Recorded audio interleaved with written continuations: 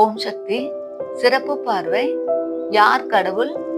பதிவு 6இல் அருள் திரு அம்மா அவர்கள் அருள் நிலையில் பக்கவாத நோயால் பீடிக்கப்பட்ட நோயாளி ஒருவரை குணப்படுத்தியதை விவரித்திருந்தோம்.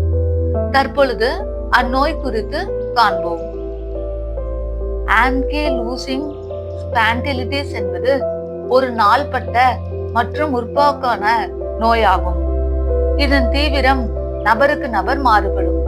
சிலருக்கு லேசான அறிகுறிகள் மட்டும் இருக்கும், ஆனால் சிலருக்கு இது கடுமையான பாதிப்புகளை ஏற்படுத்தலாம். நம்பர் 1, முதுகெலும்பில் ஏற்படும் முக்கிய பாதிப்புகள். முதுகெலும்பு இணைப்பு, இதுவே இந்த நோயின் மிக தீவிரமான விளைவாகும். முதுகெலும்பில் உள்ள தொடர்ச்சியான அலர்ஜியால் எலும்புகள் ஒன்றோடு ஒன்று இணைந்து இறுதியாக விரைத்து போகின்றன. இந்த நிலைக்கு மூங்கில் முதுகெலும்பு என்று பெயர். விரைப்பு மற்றும் நெகிழ்வு தன்மை இழப்பு. முதுகெலும்பு விரைப்பதால் கழுத்து மற்றும் முதுகு அசைவுகள் மிகவும் கடினமாகிவிடும். இதனால் தினசரி வேலைகளை செய்வது, எடுத்துக்காட்டாக திரும்பி பார்ப்பது, குனிவது, இவையெல்லாம் சவாலாக இருக்கும். அடுத்து கூன் விழுதல். முதுகெலும்பு முன்னோக்கி கூன் விழுந்த நிலையில் நிரந்தரமாக விரைத்து போகலாம். அடுத்து மூட்டுகளுக்கு அப்பால் ஏற்படும் பாதிப்புகள். ஏஎஸ் நோயின் தீவிரம் என்பது மூட்டுகளை தாண்டி மற்ற உடல் உறுப்புகளையும் பாதிப்பதில் உள்ளது. கண் அலர்ஜி, இது மிகவும் பொதுவான கூடுதல் பாதிப்பு ஆகும். கண்ணின் கருவிலில் கடுமையான வலி, சிவத்தல், ஒளி கூச்சம் மற்றும் பார்வை மங்கல் ஆகியவை ஏற்படலாம். அதற்கடுத்து இதய பாதிப்புகள். அரிதான சமயங்களில்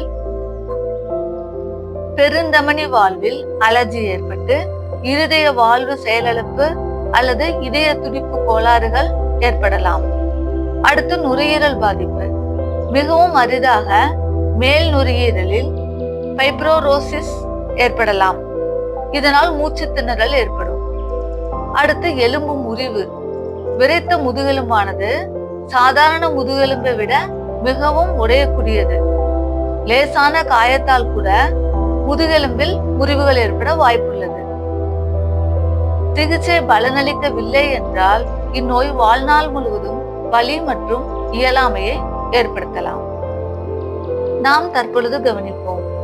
இந்நோய் பாதிக்கப்பட்ட நோயாளி அன்னையின் மந்திரிப்பினால் எழுந்து நடந்தது ஒரு அதி அற்புதமான நிகழ்வு. அந்நோயாளி கர்ம வினையால் இந்நோயால் பாதிக்கப்பட்டார்.